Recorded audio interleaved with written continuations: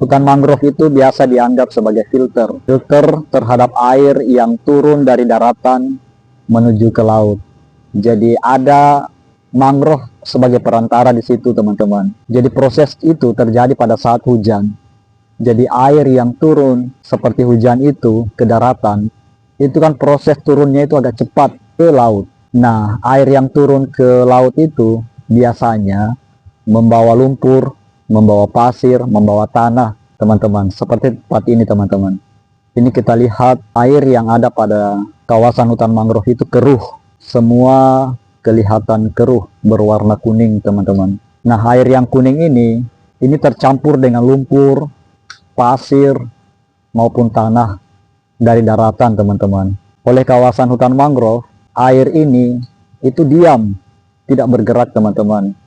Tanah ini yang ada dalam kawasan hutan mangrove itu terdiam. Seperti ini, teman-teman, tenang. Di saat-saat tenang seperti ini, lumpur, tanah, maupun pasir itu mengendap pada permukaan tanah. Ini bisa kita lihat pada tanah yang tidak tergenang air. Warnanya juga hampir sama dengan warna air yang ada di tempat tergenang itu, teman-teman.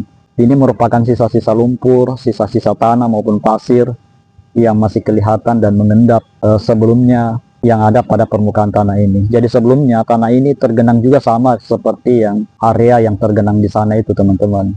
Inilah mungkin yang disebut sebagai air terfilter oleh kawasan hutan mangrove. Kejadiannya seperti ini, teman-teman. Jadi air ini diam, tidak bergerak. Kemudian yang terdapat pada kandungan air ini yang membuat dia keruh, itu akan pelan-pelan mengendap pada permukaan tanah. Inilah proses yang dimaksud dengan filterisasi oleh kawasan hutan mangrove. Lambat laun, proses terjadi berulang-ulang, itu akan membentuk daratan, jadi pelan-pelan akan naik. Jadi teman-teman, kawasan hutan mangrove itu memang penting untuk menjaga daratan. Begitu juga sebaliknya ketika terjadi ombak, terjadi arus dari laut, mangrove inilah yang menahan. Karena ombak atau arus yang kencang itu pasti mengikis pelan-pelan tepi daratan. Tetapi kalau ada mangrove-nya, itu akan terjaga dan tidak akan merambah lebih luas proses terkikis itu, teman-teman. Ini semoga menjadi inspirasi buat kita dan informasi buat kita untuk mengenal lebih banyak lagi tentang kawasan hutan mangrove.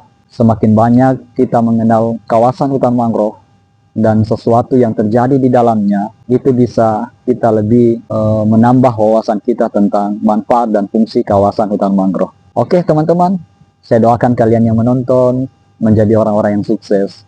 Dan saya ucapkan Assalamualaikum